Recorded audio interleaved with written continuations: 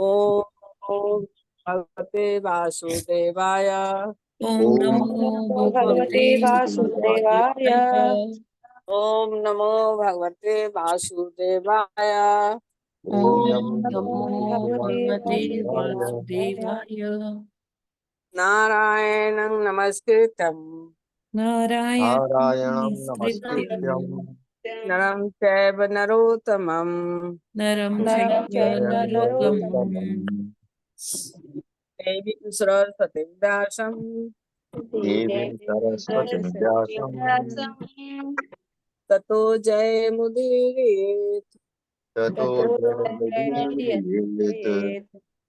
नष्टप्रायेषु भद्रेषु नष्टप्रायेषु भद्रेषु नित्यं भागवत सेवया नित्यं भागवते भागवतेभ्य भगवत्युत्तम श्लोके भगवति उत्तम श्लोके भक्ति भवति नैष्टिकी भक्तिर्भवति नैष्टिकी।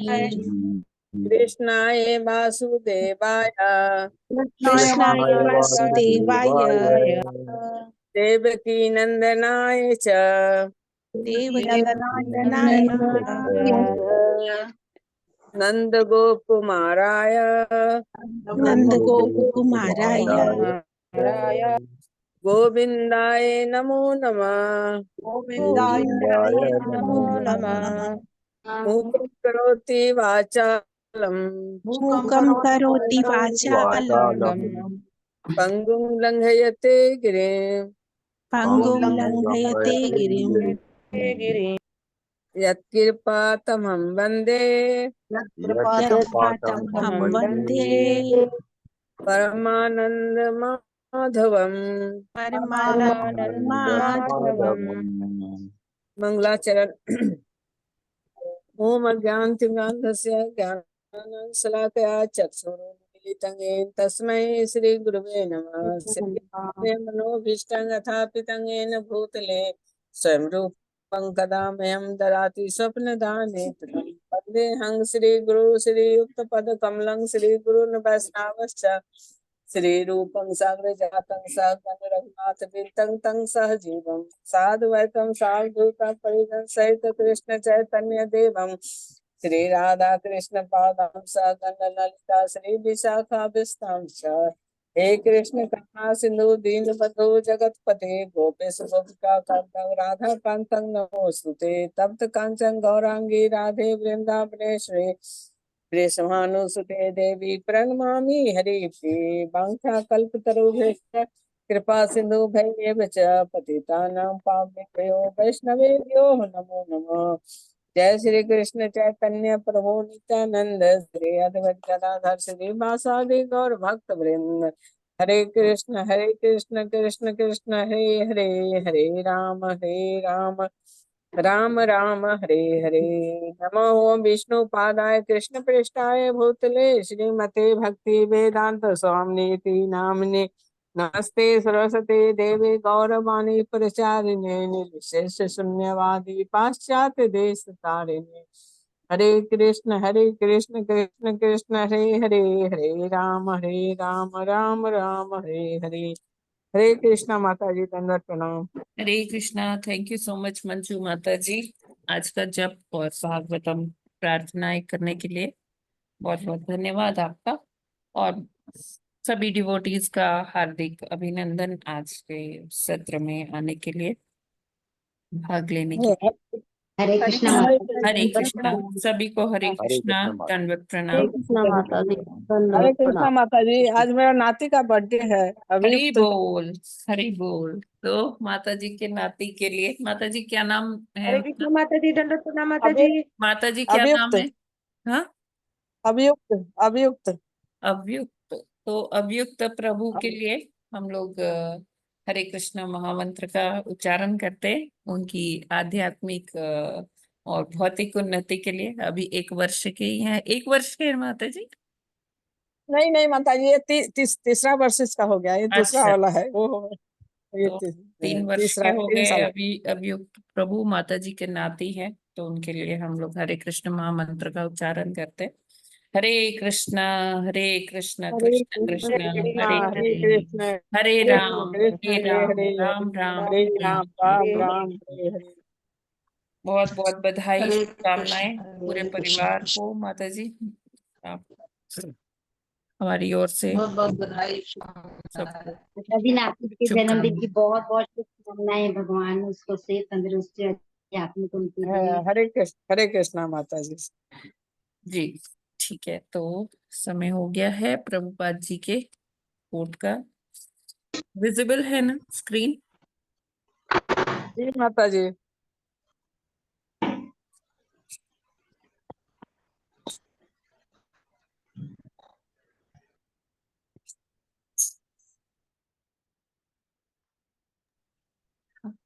जी, आज है 2 अगस्त। प्रभुपाद जी कहते हैं, जब मछली को धरती पर छोड़ा जाता है तो वह दुखी हो जाती है या मर जाती है। इसी प्रकार यदि आप धरती के प्राणियों को जल में छोड़ा जाए तो आप पीड़ित होंगे अथवा मर जाएंगे। इसलिए चूंकि हम आध्यात्मिक जगत के रहने वाले हैं, जब तक हम इस भौतिक जगत में रहेंगे हम दुखी रहेंगे। वृंदावन, 2 अगस्त 1974। तो ये अंश जो है ये प्रभुपाद जी के लेक्चर का है, जो प्रभुपाद जी वृंदावन में दे रहे थे आज ही के दिन, सन 1974 में। तो प्रभुपाद जी का कहना है कि अगर किसी को उसके नेचुरल हैबिटेट से दूर कर दिया जाए, मतलब जो उनका प्राकृतिक घर है जहाँ पर कोई रहता है, उससे अगर उसे विलग कर दिया जाए तो वो पीड़ित हो जाएगा। वो वहां ज्यादा देर सांस नहीं ले पाएगा या रह नहीं पाएगा, उसकी मृत्यु हो जाएगी। जैसे मछली को अगर जल से बाहर निकाल लेते हैं तो वो तड़प कर मर जाती है, क्योंकि वो जल में ही सांस ले सकती है। और हमें अगर जल में डाल दिया जाए तो हम बहुत देर तक जीवित नहीं रह सकते। तो इसी तरह से प्रभुपाद जी कहते हैं कि क्योंकि हम यहाँ के वासी हैं नहीं, इस भौतिक जगत के वासी नहीं है, लेकिन ईर्ष्या द्वेष और अपनी इच्छाओं के कारण हमें यहाँ पर भेजा गया है कि सुधार लाने के लिए। एक सुधार गृह में जेल है ये, तो जेल में कैदियों को सुधारने का प्रयास किया जाता है। तो हमें यहाँ पर सुधर के वापस से यही प्रयासरत होना चाहिए कि हम किसी तरह यहाँ से जल्दी निकल के अपने परमानेंट एड्रेस पर जाएं। हमारा परमानेंट एड्रेस क्या है? हमारे पिता का घर, जो पूर्ण पुरुषोत्तम भगवान है, उनका जो आध्यात्मिक जगत है वो ही हमारा धाम है। लेकिन वहां हम कैसे पहुंच सकते हैं? जब हम इस ईर्ष्या द्वेष और ये सारे कल्मशों से दूर होंगे। ये जितने भी दोष हैं जो भौतिक जगत के हैं, जब हम इनसे शून्य हो जाएंगे, इससे रहित हो जाएंगे, तभी हम आध्यात्मिक जगत में प्रवेश पा सकते हैं। तो हमारा प्रयास यही होना चाहिए कि हम कैसे इस भौतिक जगत को छोड़कर अपने गुरु और शास्त्रों की कृपा से हम आध्यात्मिक जगत की और चले, प्रयास करें और वहां पहुंचे, है ना। क्योंकि स्वभाव से हम कहाँ के रहने वाले हैं? आध्यात्मिक जगत के रहने वाले हैं।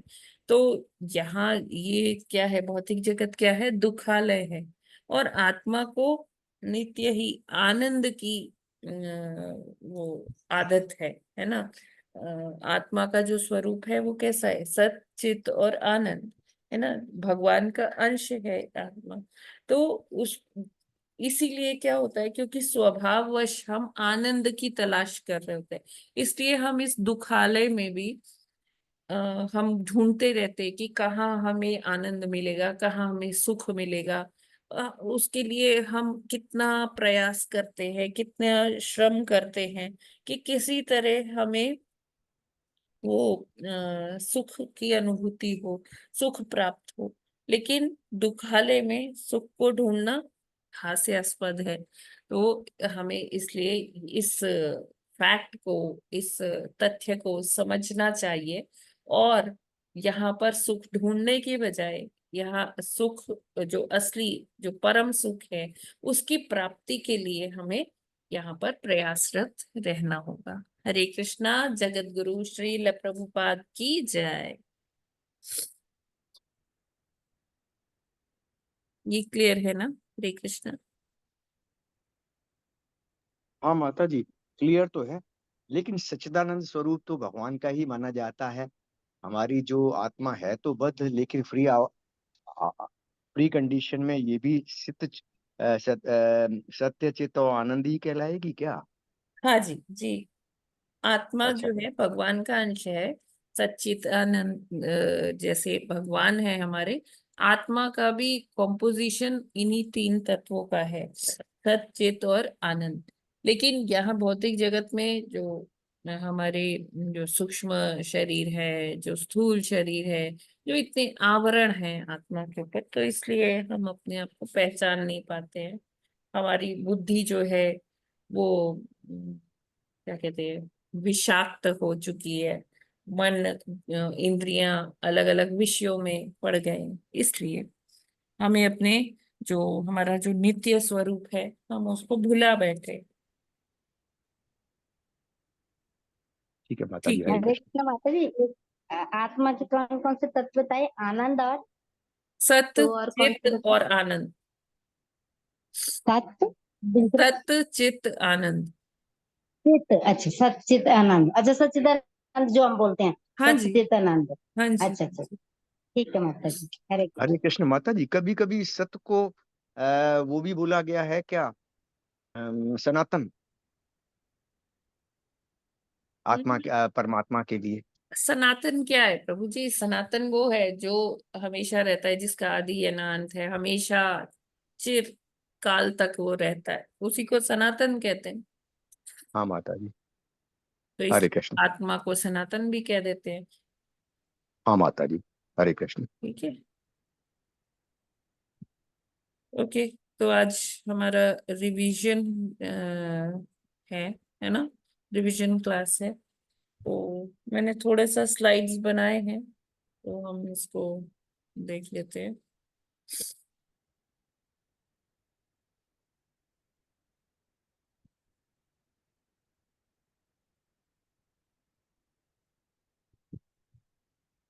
आपको ये स्लाइड विजिबल हो रही है? जी माता जी। जी। तो हमारा ये जो, परमाणु की जी कल्पना। माता जी, हाँ, परमाणु से काल की गणना श्रीमद् भागवत। तो बीच में थोड़ी त्रुटियां भी हो सकती है, क्योंकि हिंदी टाइपिंग में इतना वो नहीं है मेरा। तो बीच में जो त्रुटियां होंगी तो उसके लिए पहले ही माफी चाहती हूँ। तो हमारा जो ये अध्याय है, तृतीय स्कंद का 11वां अध्याय, वो क्या है? परमाणु से काल की गणना। तो इसमें हमने पहले परमाणु के बारे में समझा कि परमाणु क्या होता है। वो सबसे छोटी अविभाज्य इकाई, जो जिसका मतलब जो अकेले रह सकती है, जो किसी भी चीज का मूल है। ठीक है। तो आगे बढ़ते हैं। तो ये क्या है? अ, भौतिक अभिव्यक्ति की अनंतिम व अविभाज्य इकाई, मतलब ये यूनिट है किसी भी चीज का। तो एटम हम मेनली, मतलब एक बड़े सरल तरीके से एटम, और भी इसके बहुत सारा डिस्कवरी हुई है, और बहुत सारी इसमें चीजें हैं, लेकिन सबसे जो सरलतम चीज है एटम को समझने के लिए, फिगर, वो यही है। तो इसमें बीच में क्या है? जो नाभिक है, जिसको न्यूक्लियस भी कहते हैं, और चारों तरफ क्या है? इसके वो घूमते रहते हैं इलेक्ट्रॉन्स, है ना, जो कण है। तो इसको कहते हैं हम परमाणु। ठीक है। और इसको आप ऐसे समझ सकते हो जैसे सौर मंडल, बीच में सूर्य होता है, और बाकी जो है वो घूमते रहते हैं, प्लैनेट्स, जो ग्रह होते हैं। तो ऐसा ही एक जैसा हमारा ये ब्रह्मांड है, वैसे ही जो सबसे छोटी इकाई है, उसका भी थोड़ा बहुत जो स्ट्रक्चर है, संरचना है, वो उसी प्रकार से बनी है। तो इसीलिए इसे कहा जाता है ब्रह्मांड की सबसे छोटी इकाई जो है वो क्या है, परमाणु है। ठीक है, ये क्लियर है ना सभी को? जी माता जी। ठीक है। फिर हमने देखा कि स्पेस और टाइम, दिक् काल का प्रभाव। दिक् काल क्या है कि कैसे अगर हम कोई कण को देखें, जैसे हमने एक दिन डिस्कस किया था कि खिड़की में से धूप आती है तो उसमें छोटे छोटे कण हमको दिखाई देते हैं। अगर हम उन कण को मापने का कोशिश करें कि हाँ ये इस टाइम पे किस लोकेशन पे है, तो जैसे ही हम उसे मापने लगेंगे तो वो दूसरी लोकेशन पे चला जाएगा, है ना, उसकी जो पोजीशन है वो चेंज हो जाएगी। तो इसको कहते हैं स्पेस और टाइम। मतलब हम टाइम के साथ देखते हैं कि हाँ इतने समय पर ये कण कहाँ पर है। या इसको और बढ़ाकर हम देख सकते हैं, जब हम ग्रहों के लिए काउंट करते हैं तो हम ये देख सकते हैं कि हाँ ग्रह इस समय, क्योंकि ग्रह हमेशा मूव कर रहा होता है ना, जैसे कोई भी ग्रह है, पृथ्वी है, पृथ्वी अपनी धुरी पर घूम रही है, बृहस्पति ले लीजिए वो अपनी धुरी पर घूम रहे हैं। तो हम ऐसे टाइम से क्या करते हैं, किसी भी पार्टिकल को, किसी भी कण को वो किस पोजीशन पर है उसे माप सकते हैं। इसके लिए हम जैसे ग्राफ सभी ने देखा होगा, तो वैसे एक्स और वाई और ज्यादा और उसे करना है तो जेड, लंबाई गुना चौड़ाई गुना उसकी ऊंचाई। तो इन तीन में हम रेफर कर सकते हैं। जैसे आप ये फिगर में देख पा रहे हैं, ये 2 3 लिखा है। तो 2 क्या है कि ये इस एक्स की डायरेक्शन में दो 2 यूनिट है और वाई की डायरेक्शन में 3 यूनिट है। तो इससे हम इसकी जो वो है निकाल सकते हैं कहाँ पर है। बाकी इसमें आपको ज्यादा वो करने की, ज्यादा जाने की जरूरत माता जी स्लाइड मूव नहीं कर रही, नहीं हो रही, बदल मूव नहीं नहीं रही कर रही, स्लाइड मूव नहीं कर रही माता जी। ये नहीं हो रहा है, ग्राफ दिख रहा है। नहीं हो माता रहा जी, माता जी, कॉर्नर में दिख रहा है, मेन स्क्रीन पर नहीं है। स्लाइड शो नहीं हो रहा है माता जी। स्लाइड शो नहीं हो रहा वहाँ है, 1 मिनट। नहीं, वहाँ परमाणु से काल की गण नहीं आ रहा है। ओ अच्छा, 1 मिनट।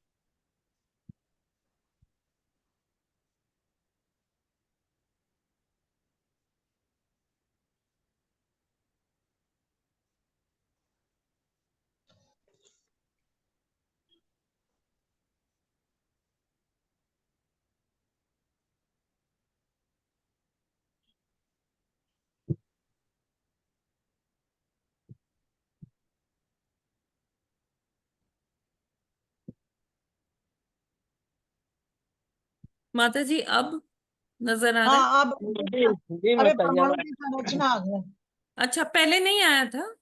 नहीं आया था। अच्छा अच्छा, साइड में था। ओके।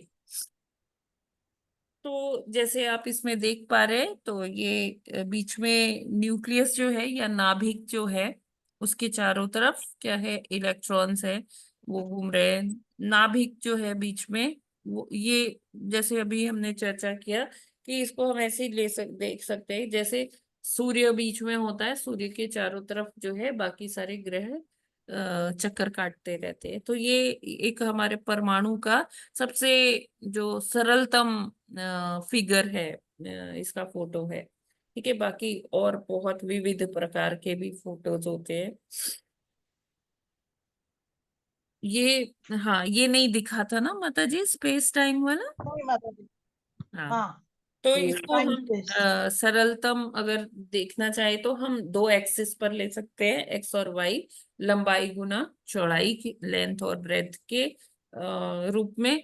और अगर हमें और स्पेसिफिक जाना है, और बारीकी में जाना है, तो हम इसे 3 एक्सिस पर ले सकते हैं, एक्स वाई और जेड, यानी कि लंबाई गुना चौड़ाई गुना ऊंचाई।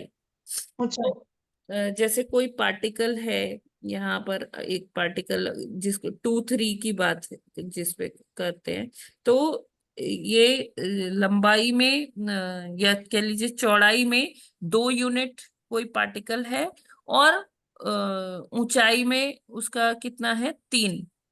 ठीक है, तो इस पॉइंट को हम 2,3 से डिनोट कर सकते हैं कार्टेशियन सिस्टम में। ठीक है, और इसी को कहते हैं स्पेस टाइम या दिक् काल का माप कैसे हम लेंगे। तो इसमें ज्यादा जाने की कोई आवश्यकता नहीं है, बस बताने का, क्योंकि ये टर्म प्रयोग किया गया था भागवतम के इस अध्याय में दिक्काल, तो इसलिए मैंने यहाँ पर रखा है कि ये देखने मात्र से समझ में आ जाए कि हम किसी चीज को मापने के लिए, जैसे ग्राफ पेपर होता है, सभी ने ग्राफ देखा होगा, है ना, टैबुलर शीट होती है, तो ग्राफ के माध्यम से हम समझ सकते हैं कि एक कण एक स्पेस में कहाँ है, मतलब उसकी पोजीशन हम एक्यूरेटली बता सकते हैं कि लंबाई में इतना, चौड़ाई में इतना और ऊंचाई में इतना। ठीक है, और इसमें एक इसके साथ हम समय को जब लगा देते, समय का फैक्टर लगा देते, तो एक समय पर एक मतलब मान लीजिए हम अभी टाइम हुआ है 6:20, है ना, तो इसमें मिली सेकेंड्स, सेकेंड्स भी ले लीजिए, मिली सेकेंड्स भी ले लीजिए, तो इस समय पर एक कण किस जगह पर है हम वो बता सकते हैं, क्योंकि जैसे ही 1 मिली सेकेंड बीतेगा वो कण आगे भाग जाएगा। ठीक है ना, जैसे मैं आपसे पूछूं कि अभी कितना टाइम हुआ है, आप जब तक बताओगे बताओगे तब तक 1 सेकेंड पूरा हो जाएगा। आप मेरे को कभी वो समय नहीं बता सकते कि एकदम यहाँ यही समय हुआ, जैसे मैंने पूछा आपने बोल दिया, जब आपके बोलते बोलते ही क्या होगा कि समय वो क्षण गुजर जाएगा। ठीक है ना, ये क्लियर है सभी को? तो किसी भी ग्रह की गणना, किसी भी कण की गणना करने के लिए हमें बस वो समय चाहिए होता है, समय के हिसाब से हम लेते हैं। ठीक है, तो इसीलिए इसको कहते हैं स्पेस टाइम या दिक् काल। I hope it is clear. Hare Krishna. जी माता जी क्लियर है। तो हमने एक टर्म पढ़ी थी परमाणु काल। एक परमाणु को पार करने में सूर्य जो समय लेता है उसको हम परमाणु काल कहते हैं। ठीक है, और इसी को अब हम आगे बढ़ाकर एक्स्ट्रापोलेट कर कर देखते हैं, तो कह सकते हैं कि प्रकृति के सृजन से लेकर प्रकृति के प्रलय या पूर्ण अवधि का जो पूरा काल होता है उसे महान काल कहते हैं, या महाकाल भी कई कई जगह प्रयोग होता है। ये दोनों टर्म्स क्लियर है, महान काल और परमाणु काल? ठीक है, क्लियर है। फिर आते हैं हम परमाणु और अणु पर। तो सबसे छोटी इकाई अभी हमने देखा परमाणु। तो एक, आप जो ये HOCl ये सब लिखा है इस पे मत जाइए, ये बस गिनती पर जाइए। ठीक है, तो परमाणु है जब एक एक इकाई है उसे परमाणु कहते हैं। जब ये जुड़ गया, जैसे ये नीचे दो जो बने हैं इसको कहते हैं द्विगुण परमाणु, है ना, दो बॉल्स बने हैं, इसको कहते हैं द्विगुण परमाणु। और जब ऐसे 3 द्विगुण परमाणु जुड़ते हैं, है ना, तो उसे क्या कहते हैं, षट परमाणु। ये क्लियर हुआ? यत्र श्रेणु। जी। हरे कृष्णा। क्लियर है माता मुझे आवाज नहीं आ रही है। हरे कृष्णा। आ रही है सर, दिख भी रहा है। अच्छा, क्लियर है ना? ठीक है, मेरे को आवाज नहीं आ रही थी किसी की, मुझे लगा शायद डिस्कनेक्ट हो गया क्या। ओके, तो मूव करें नेक्स्ट स्लाइड पर। जी माता जी। अब ये क्या है,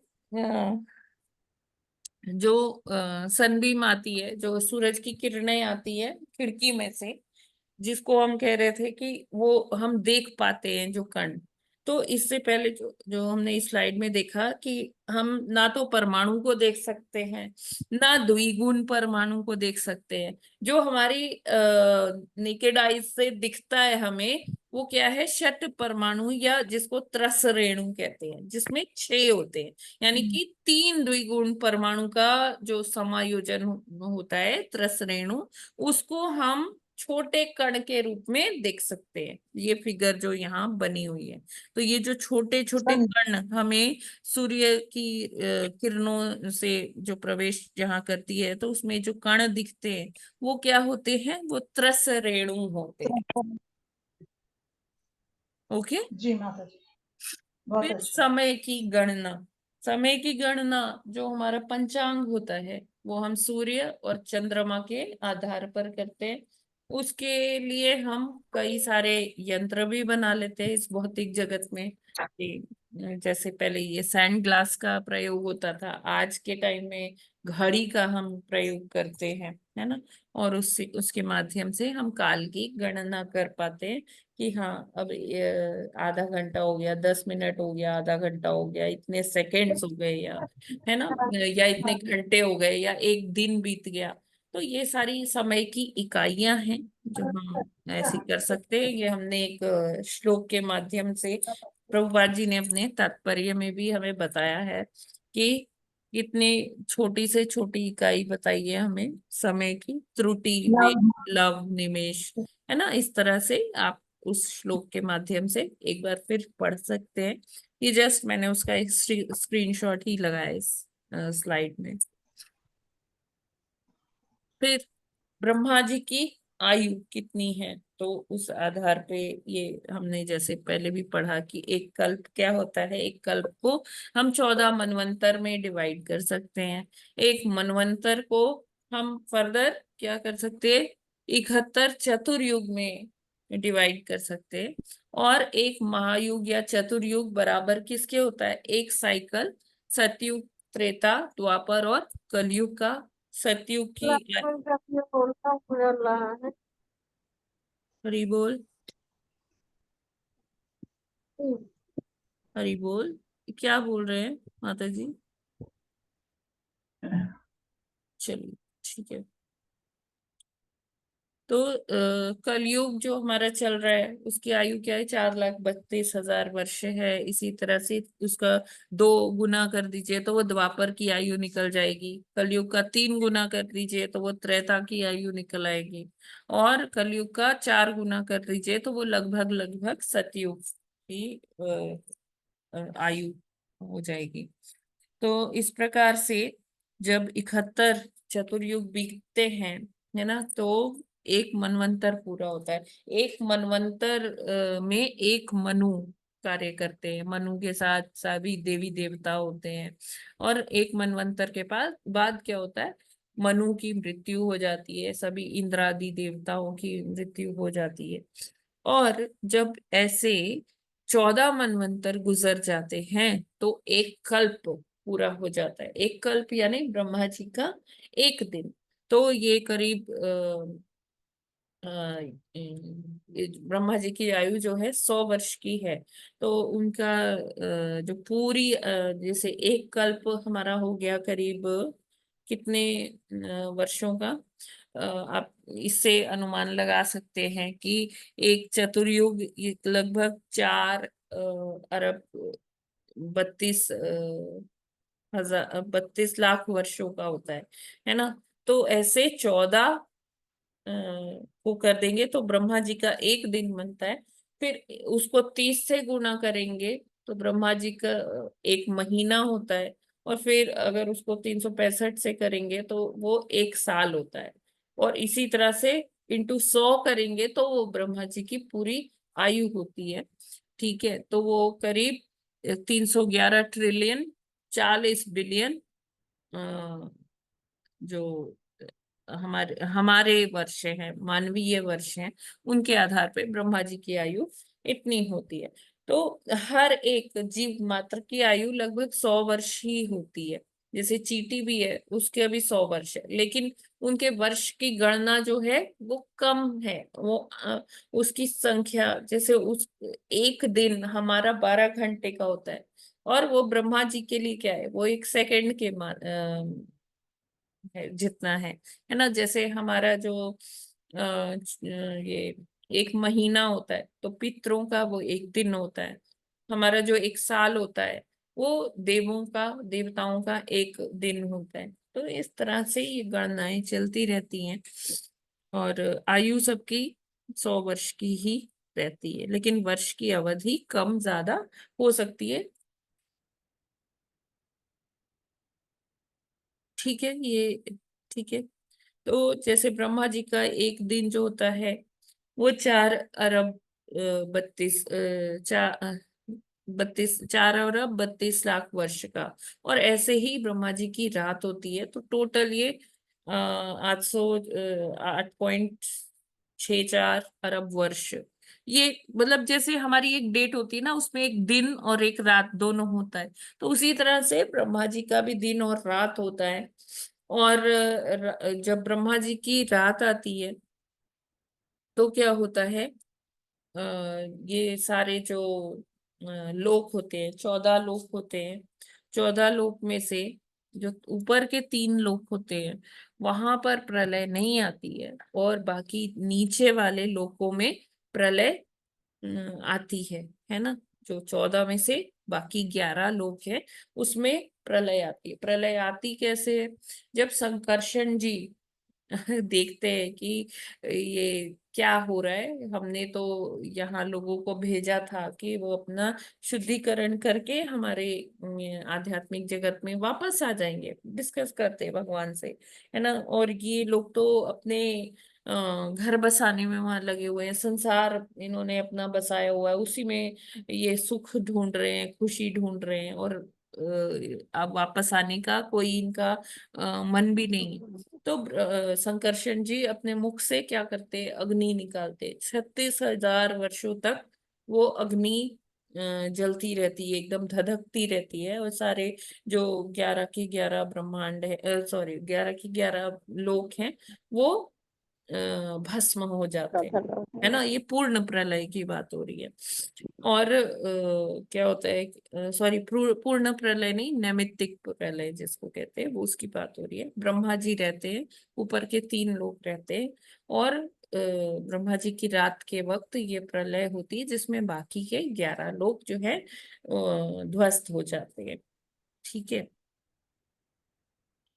तो इस प्रकार से अग्नि 36,000 वर्ष तक अग्नि धधकती रहती है, उसके बाद 36,000 वर्ष तक वर्षा होती रहती है, जलमग्न एकदम पूरा सब ऐसे तहस नहस हो जाता है।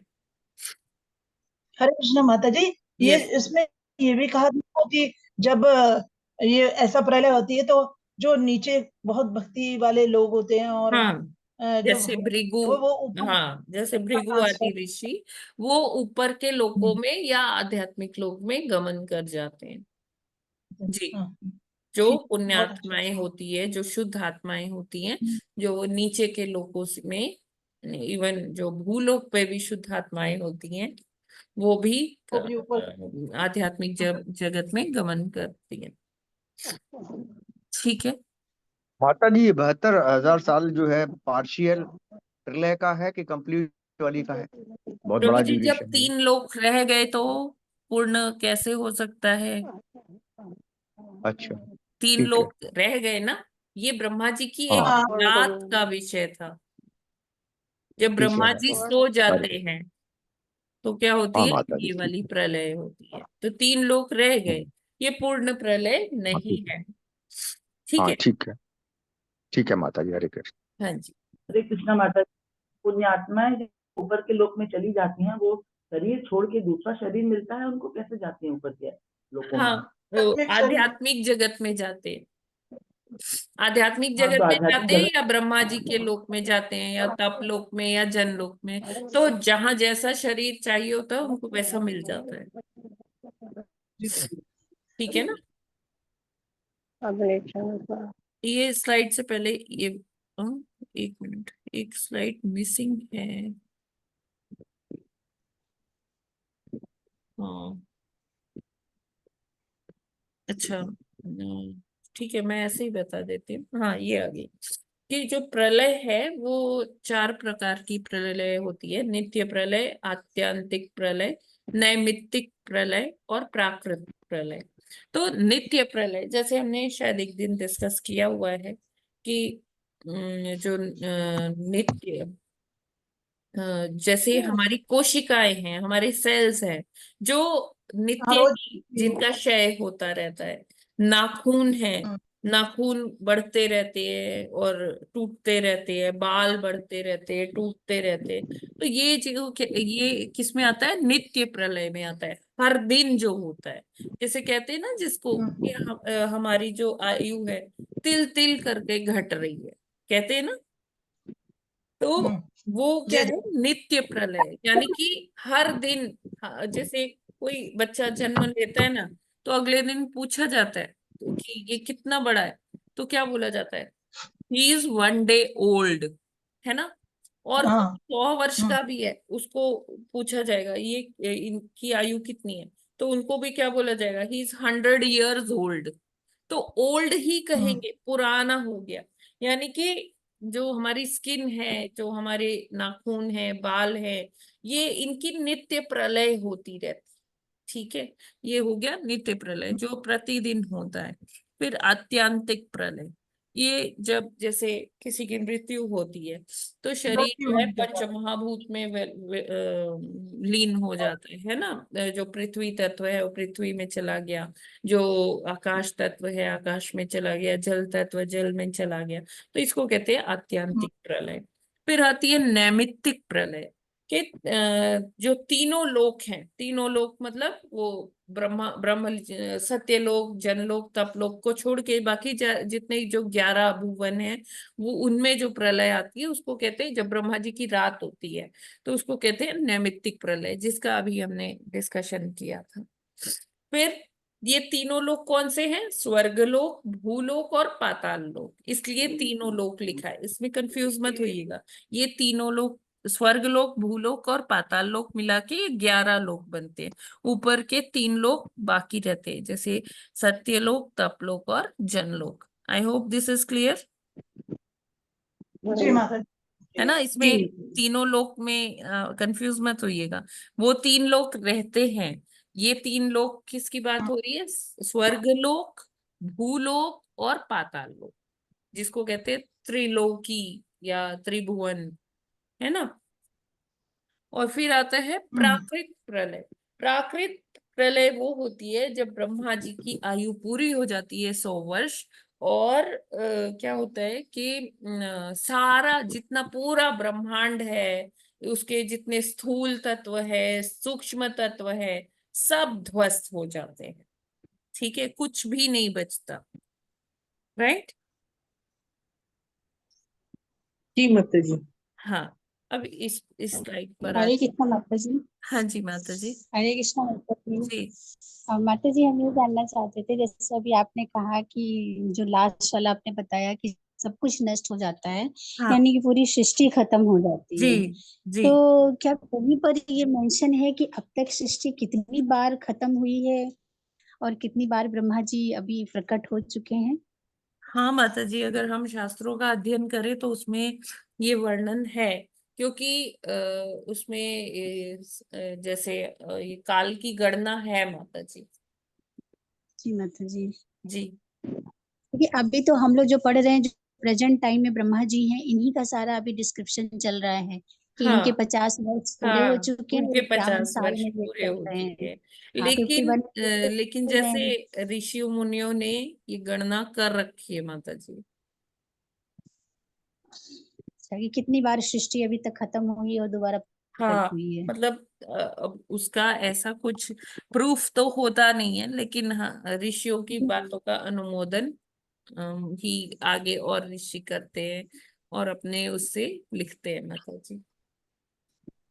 और माता जी एक चीज हमें और पूछना था, जैसे हम लोग दुर्वासा ऋषि के बारे में पढ़ते हैं, तो जो अम्बरीश महाराज जी थे वो तो सतयुग में थे, है ना? हाँ हाँ तो अम्बरीश महाराज जी के समय से दुर्वासा ऋषि का हम लोग डिस्क्रिप्शन पढ़ रहे हैं, और फिर लास्ट में जब द्वापर में आते हैं तो द्वापर में भी दुर्वासा ऋषि का जो हाँ है जी, वर्णन मिलता है। बिल्कुल बिल्कुल। तो क्या ये वही दुर्वासा ऋषि जो सतयुग में थे वही द्वापर तक चले हैं? हाँ इतनी हाँ लंबी माता आयु जी, थी? अरे तो देखिए, ये वशिष्ठ मुनि हैं, विश्वामित्र जी जी हैं, ये हाँ पूरी पीढ़ियां, इक्ष्वाकु वंश की सारी पीढ़ियां के ये गुरु हैं।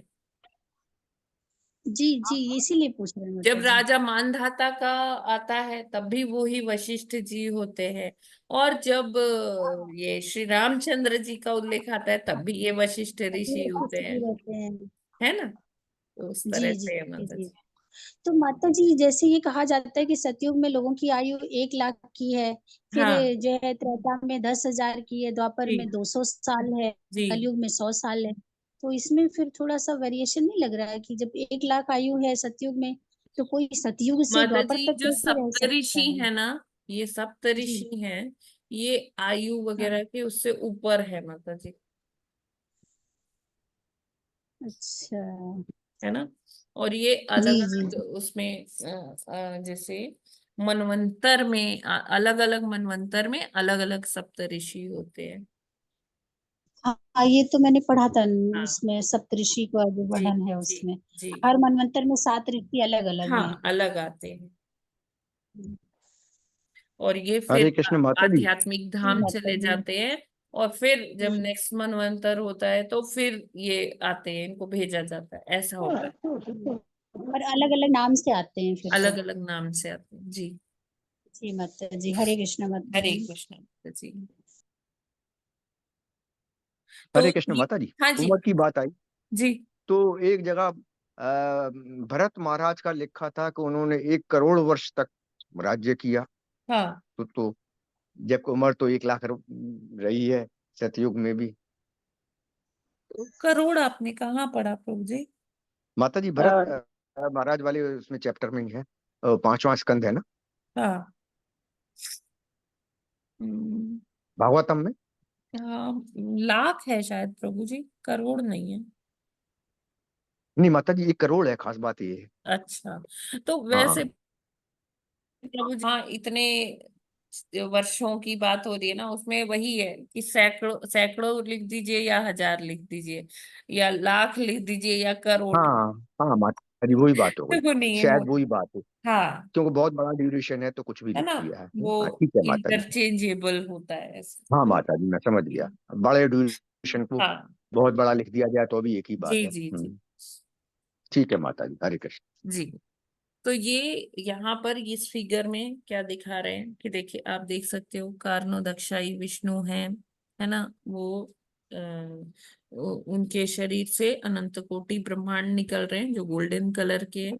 गोल्डन कलर के इसलिए हैं क्योंकि उसमें गर्भोदक्षाई विष्णु प्रवेश कर चुके हैं, और ये जो गोल्डन बॉल है उनमें से एक बॉल की संरचना यहाँ दिखाई गई है।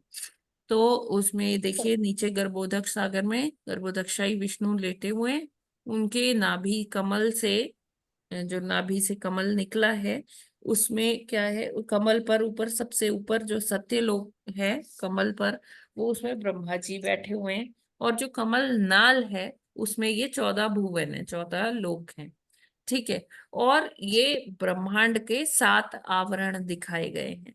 अगर क्लियर दिख रहा है क्या? आप लोग जूम करके थोड़ा सा जूम कीजिए, ज्यादा करेंगे तो नहीं दिखेगा। सबसे पहली लेयर आपको दिख रही होगी पृथ्वी की, अर्थ, है ना। दूसरी लेयर जल की, तीसरी लेयर फायर, है ना, एयर, फिर ईथर, है ना, फिर फॉल्सिगो, और वो महातल, क्लियर है। ठीक है। ये जी जी सप्तावरण कहे गए हैं ब्रह्मांड के, ठीक है, ये क्लियर है। जी माता क्लियर है। और फिर क्या है कि इतने, वही बात फिर से आ जाती है कि हमें इतनी टेक्निकलिटीज में घुसना ही नहीं है, हमें क्या बस समझना है कि भगवान ही काल है ना। श्री भगवान उवाच कालवस्मि लोकक्षय वृद्धो लोकान् समाह हर्तु मिह प्रवृतः ऋते अपि त्वां न भविष्यन्ति सर्वे ये अवस्थिताः प्रत्यनीकेषु योधाः।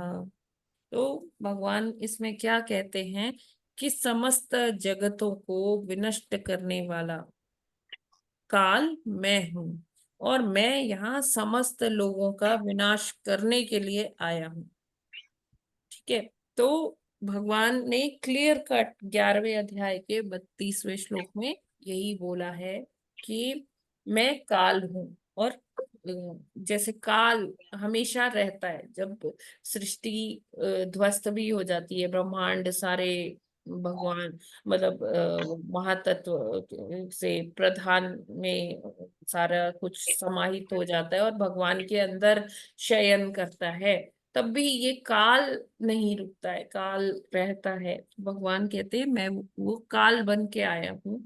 और काल का सभी क्या है, काल सबको अपने अंदर समा लेता है, काल अपना ग्रास सबको बनाता है। तो मैं उसी काल की तरह से हूँ जो सबको नष्ट करने के लिए आया हूँ।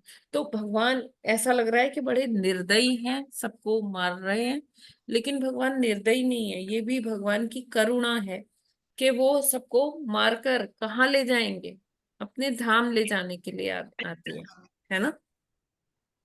ठीक है, क्यों? क्योंकि ये जो जगत है, जैसे आज का हमने प्रभुपाद जी का कोट पढ़ा, वो कोट के भी हमारे इस आज के टॉपिक से इन लाइन है कि ये जगत हमारे रहने लायक है ही नहीं, है ना।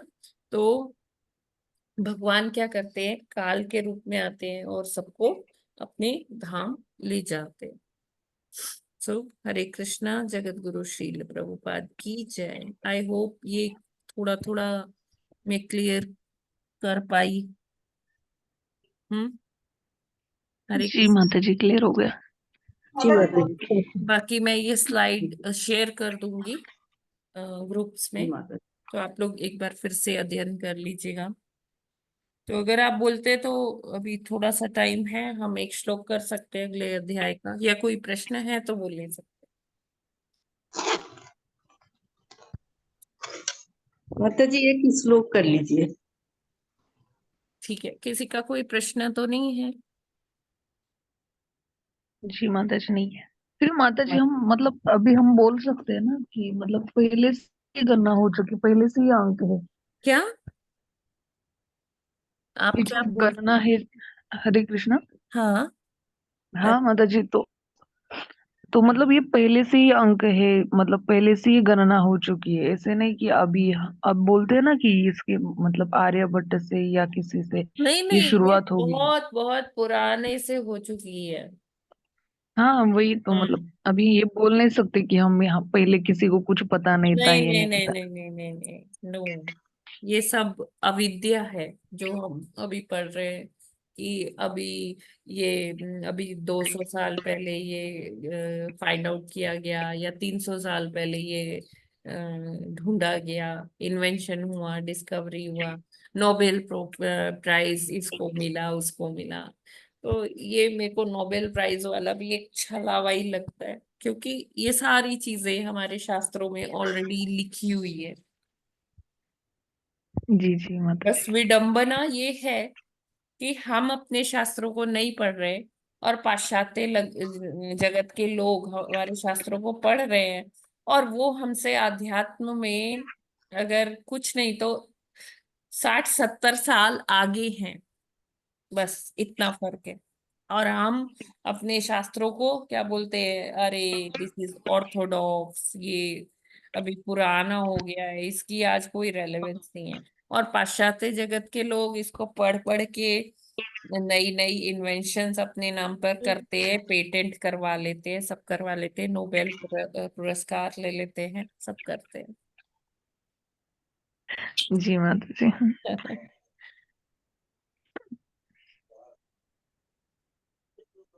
कैसी विडम्बना है।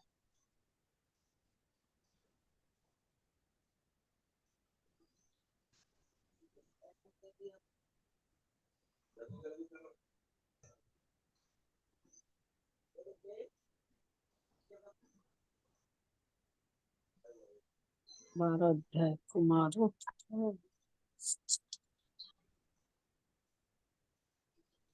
यस माता जी, 12वां पढ़ेंगे। जी 12वां अध्याय कुमारों तथा अन्यों की सृष्टि। मैत्रेयी उवाच इति ते वर्णितः क्षत्तः कालाख्यः परमात्मनः महिमा वेद गर्भोऽथ यथास्त्राक्षीन्निबोध मे। हरे कृष्णा। हरे कृष्ण। धन्यवाद। मैत्रेय उवाच इति ते वर्णितः क्षतः कालाख्या परमात्मना महिमा वेदगर्भोऽथ यथा यथा द्राक्षे बोध मे। हरे कृष्ण। मैत्रेयोवाच इति ते वर्णितः क्षतः कालाः परमात्मना महिमा भेद गर्भोऽस्थ तथास्त्राचीनि बोध मे। हरे कृष्ण। हरे कृष्ण। इति ते वर्णितः शक्तः कालाख्या परमात्मना महिमा वेद गर्भो अथ यथास्त्राचीनि बोध मे। हरे कृष्ण। मैत्रेय उवाच इति ते वर्णितः ततः कालाख्य परमात्मनः महिमा वेद गर्भो यथा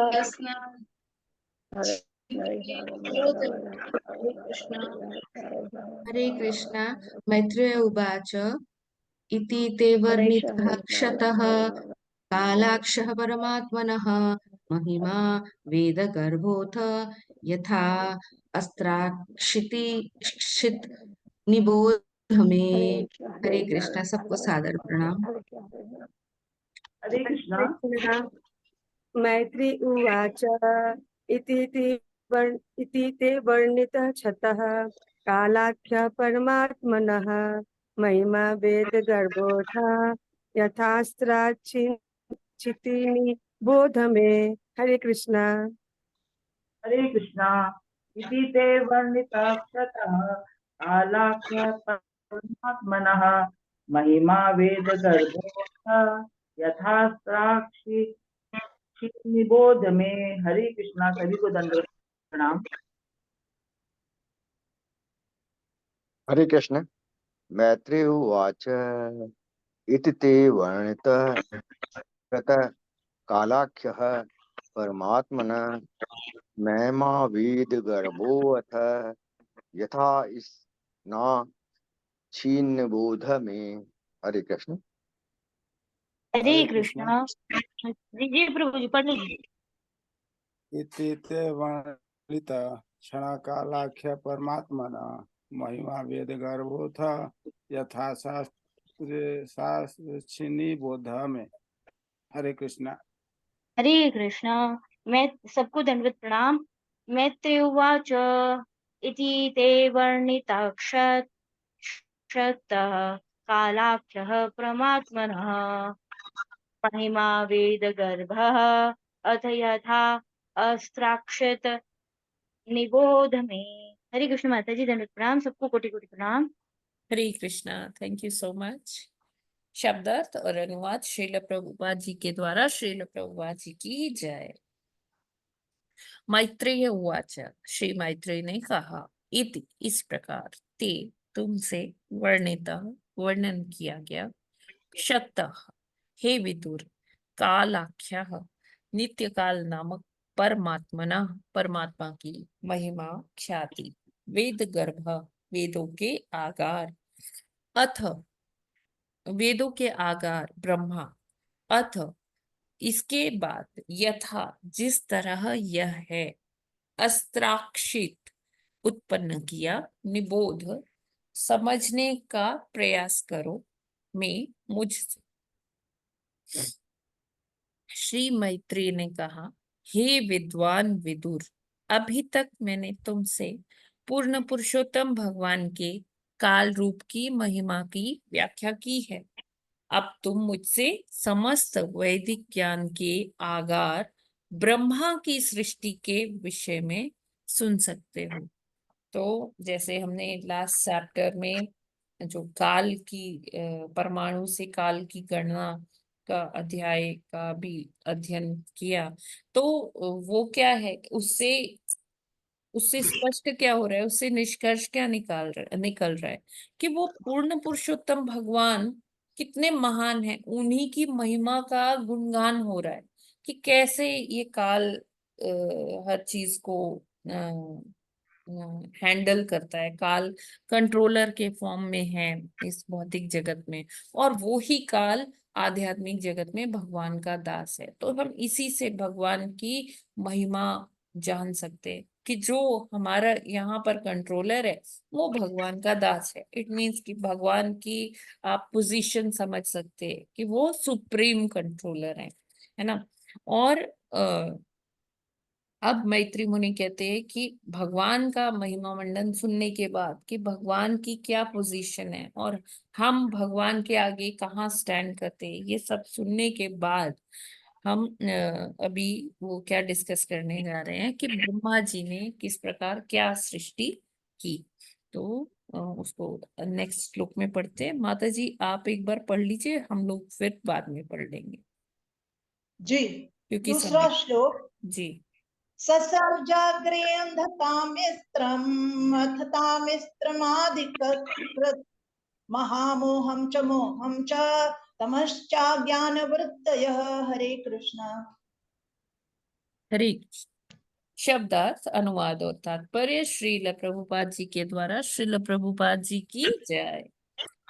सर्ज उत्पन्न किया, अग्रे सर्वप्रथम, अंधतामिस्त्रम मृत्यु का भाव, अथ तब तामिस्त्रम हताशा पर क्रोध आदिकृत ये सभी महामोहम भोग्य वस्तु का स्वामित्व च भी मोहम भ्रांत धारणा च भी तमः आत्मज्ञान में अंधकार च भी अज्ञान विद्या अविद्या वृत्त्य पेशे या वृत्तियां। अनुवाद। ब्रह्मा ने सर्वप्रथम आत्म प्रवंचना, मृत्यु का भाव, हताशा के बाद क्रोध, मिथ्या स्वामित्व का भाव तथा मोहमय शारीरिक धारणा या अपने असली स्वरूप की विस्मृति जैसी अविद्यापूर्ण वृत्तियों की संरचना की। तो यहाँ पर बता रहे हैं कि जो ब्रह्मा जी जब सृष्टि करना शुरू किया उन्होंने, तो उन्होंने सबसे पहले किस चीज की रचना की है ना, उन्होंने क्या क्या चीजें बनाई। तो कहते हैं कि जीवों को बनाने से पहले सर्वप्रथम उन्होंने क्या बनाया, जैसे कि जो चीजें हमें यहाँ जो दोष हैं, जो हमें अपने जैसे फ्रस्ट्रेशन हो गया, क्रोध हो गया है ना, मृत्यु से भय हो गया, तो ये सारी चीजों को उन्होंने बनाया है ना। जैसे क्यों ऐसा बनाया, क्योंकि अगर हम ये सब चीजें ना हो तो हम यहाँ भौतिक जगत में रह ही नहीं सकते है ना। अगर हम अपने स्वरूप को ना भूल पाए तब हम इस जगत में रहना हमारा बहुत मुश्किल हो जाएगा। ठीक है, तो इसलिए उन्होंने ये सारी चीजों का सृजन पहले किया कि ये चीजें रहेगी ना, विस्मृति रहेगी, अविद्या रहेगी है ना, मिथ्या अहंकार रहेगा, स्वामित्व का भाव रहेगा, क्रोध रहेगा, फ्रस्ट्रेशन रहेगा, तो जीव जो है वो इतने मतलब वो आसानी से इस भौतिक जगत में रह पाएगा। ठीक है, ये अनुवाद क्लियर है क्या? हरे कृष्णा माता जी आत्म प्रवचन क्या बताया? इसको जैसे मतलब कि जैसे आत्म मतलब खुद को, स्वयं, है ना, एक तरह से खुद को धोखा देना, उसको कहते हैं आत्म प्रवंचना, है ना। जी माता जी। जैसे हम लोग ये भौतिक जगत में रह रहे हैं ना, तो हम लोग खुद को ही धोखा दे रहे हैं कि नहीं दे रहे, कि हम बोल रहे हैं कि ये सब हमारी संपत्ति है, या ये मेरा परिवार है, तो ये हम खुद को ही धोखा दे रहे हैं, ठीक है। जैसे जिसको कहते हैं ना सेल्फ डिसेप्शन, राइट। जी माता जी क्लियर है। तात्पर्य, प्रवंचना में धोखा देना है ना माता जी? हाँ जी, और आत्मीन अपने आप को। अपने आप। तात्पर्य, विभिन्न प्रकार की योनियों में, मृत्यु का भाव, विभिन्न मृत्यु का भाव प्रकार, माता जी, क्या माता जी? मृत्यु का भाव। मृत्यु से भय। हाँ, मृत्यु का भय, भय, अच्छा, ठीक है। जी। ठीक है माता जी, धन्यवाद। भाव यहाँ इसलिए लिखा है कि ये भाव हमारे अंदर रहता है कि मृत्यु हो जाएगी, कि अब सारा लाइफ जो है, जो भौतिकता में जो व्यक्ति संलिप्त रहता है, तो उसको मरने से बड़ा डर लगता है कि जब मैं मरूंगा तो मेरी संपत्ति का क्या होगा, जो मेरे प्रियजन हैं वो मेरी संपत्ति का क्या करेंगे, अच्छा मृत्यु मृत्यु में कितनी पीड़ा होगी, मैं कैसे सहूंगा, अकेले वहां जाना पड़ता है, तो ये सब सोच सोच के व्यक्ति को भय का भाव आता है माता जी, है ना। जी माता जी, जी, फिर है तात्पर्य, माता जी, इसमें विभिन्न, माता जी तुमने ये ऐसा हो गया तो क्या होगा? ब्रह्मा जी ने इससे संबंधित शास्त्र लिखे हैं क्या पहले? ये किससे जो है हताशा, क्रोध, स्वामित्व और भय, ये ये इसका क्या भाव मतलब हुआ इनके उन्होंने अंदर? यहाँ डाले प्रभु जी, ये सूक्ष्म अच्छा मतलब रूप में उन्होंने यहाँ पर इस चीज का कहते हैं बोलबाला है, जैसे हम कहते हैं ना, ये हाँ जो माता जी, दोष है, ठीक है। हाँ तो ये ठीक। जब तक ये यहाँ, अगर ब्रह्मा जी इन सब का तड़का ना लगाते, तो जो जीव हैं, जीवात्माएं हैं, उनका वो यहाँ रह ही नहीं सकते थे, क्योंकि अगर वो अपने आप का, अपना आत्मा स्वरूप जानते, तो वो यहाँ नहीं रह सकते थे। हाँ, इच्छाएं उनकी हाँ थी माता कि हाँ हम ऐसा करें, स्वभाव से उनकी इच्छाएं ये सारी थी, लेकिन फिर भी अगर वो मतलब ये सारी चीजें ना हो, तो उनका यहाँ रहना मुश्किल हो जाएगा, क्योंकि हम जीव कहाँ के हैं, आध्यात्मिक जगत के हैं, जो हमारा मूल स्वभाव है वो आध्यात्मिक जगत वाला है, ठीक है। ठीक है। तात्पर्य हरे कृष्ण है, माता जी। विभिन्न प्रकार की योनियों में जीवों की वास्तविक सृष्टि के पूर्व ब्रह्मा ने वे परिस्थितियां उत्पन्न की जिनके अंतर्गत जीवों को इस भौतिक जगत में रहना होता है। जब तक जीव अपने असली स्वरूप को भूल नहीं जाता, तब तक जीवन की भौतिक अवस्थाओं में रह पाना उसके लिए असंभव है। अतएव भौतिक जीवन की पहली दशा है अपने असली स्वरूप की विस्मृति। अपने असली स्वरूप को भूलने पर मनुष्य का मृत्यु से भयभीत होना निश्चित है। यद्यपि शुद्धात्मा मृत्यु रहित तथा जन्म रहित होता है, भौतिक भौतिक प्रकृति के साथ यह झूठी पहचान उन वस्तुओं के मिथ्या स्वामित्व का कारण है, जो श्रेष्ठ नियंत्रण की व्यवस्था द्वारा प्रदत्त होती हैं। जीव को समस्त भौतिक संसाधन इसलिए प्रदान किए जाते हैं कि वह शांति पूर्वक रह सके और बद्ध जीवन में आत्म साक्षात्कार के कर्तव्यों को निभा सके, किंतु झूठी पहचान के कारण बद्ध जीव भगवान की संपत्ति के झूठे स्वामित्व के भाव में बंधक हो जाता है। इस श्लोक से यह स्पष्ट है कि स्वयं ब्रह्मा परमेश्वर की सृष्टि है और भौतिक जगत की 5 प्रकार की अविद्याएं जो जीवों को बद्ध बनाती हैं वे ब्रह्मा की सृष्टियां हैं। यह सोचना नितांत हास्यास्पद है कि जीव परम पुरुष के तुल्य है, जबकि वह यह समझ सकता है कि बद्ध जीव ब्रह्मा की जादुई छड़ी के वश में है। पतंजलि भी यह स्वीकार करते हैं कि अविद्या 5 प्रकार की है जिनका यहाँ पर उल्लेख हुआ है। तो यहाँ पर यही बता रहे कि पतंजलि का नाम यहाँ क्यों लिया, क्योंकि जैसे जो शारीरिक संरचना है वो पतंजलि ने अपने शास्त्र में योग शास्त्र में लिखी है, अष्टांग योग में, और कैसे इस शरीर की संरचना है, कैसे स्थूल और सूक्ष्म तत्व इसको प्रभावित करते हैं। तो पतंजलि ने भी उसमें इसका उल्लेख किया हुआ है, पतंजलि ऋषि ने।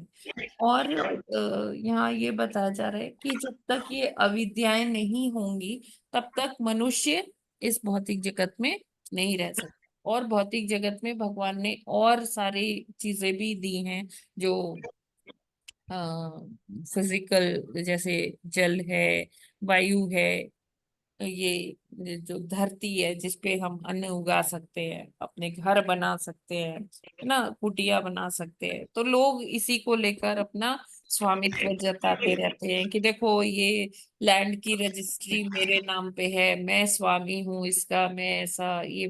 तो ये सारी चीजों में ही मनुष्य लगा रहता है और वो अपना अल्टीमेट गोल जो है वो भूल जाता है।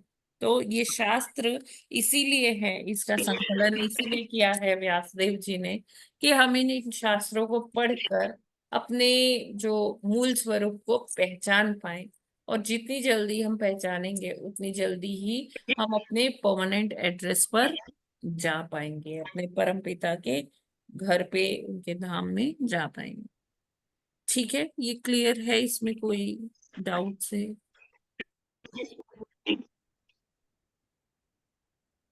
जी हरे माता जी, कृष्णा। क्लियर है माता जी। जी माता जी क्लियर है एकदम।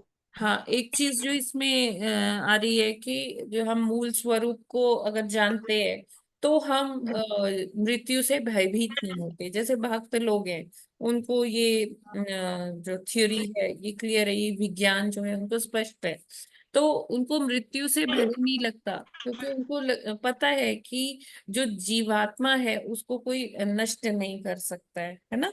नैनम छिन्दन्ति शस्त्राणि, है ना। तो उसको ये सारा ज्ञान रहता है और वो उसे भय नहीं लगता। उसको पता है कि जो जीवात्मा है वो मृत्यु रहित है या जन्म रहित है, ना उसका जन्म होता है ना मृत्यु होती है। आत्मा तो मरती नहीं है ना, इसलिए हाँ, वो नहीं।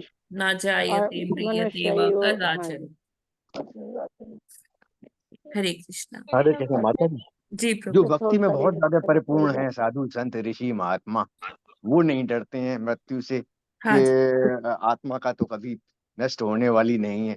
हम्म। बाकी जो साधारण और उससे थोड़े से ऊपर हैं वो तो हमेशा ही डरेंगे, कभी संपत्ति के लिए, कभी किसी चीज के लिए, कभी कि क्या हाँ होगा। जी, तो बिल्कुल। भक्ति में परिपूर्ण होना बहुत जरूरी है, तभी डर नहीं लगेगा कि ठीक है यस, आध्यात्मिक में उच्च लोकों में जाएंगे। भक्ति हमें फियरलेस बनाती है। हाँ माता जी, हरे कृष्ण। और माता ये सच है कि मृत्यु तो होनी होनी है हाँ पर आत्मा की मृत्यु थोड़ी होती है, वो तो शरीर का नाश होता है। जी। हरे कृष्ण माता जी। हरे कृष्णा। मृत्यु भी एक परम से, जी, वो भी परम है। तो माता जी, तो ये इससे तो यही समझ में आता है कि ये भौतिक जगत का जो निर्माण हुआ है वो अंधकार से ही हुआ है क्या माता जी? ये बोल सकते हैं जो ये देखिए सारी चीजें हैं। सबसे पहले जब ये भगवान के शरीर में से कुछ अलग हुआ, भगवान जी से पृथक हो गया कुछ, तो वो तो अंधकार में हो गए। जी जी जी माता जी, तो यानी भौतिक जगह अंधकार ही है देखिए एक जब तरीके। भगवान इसमें प्रवेश कर जाते हैं गर्भोदक्षाई विष्णु के रूप में, तो फिर से वो प्रकाशवान हो जाता है।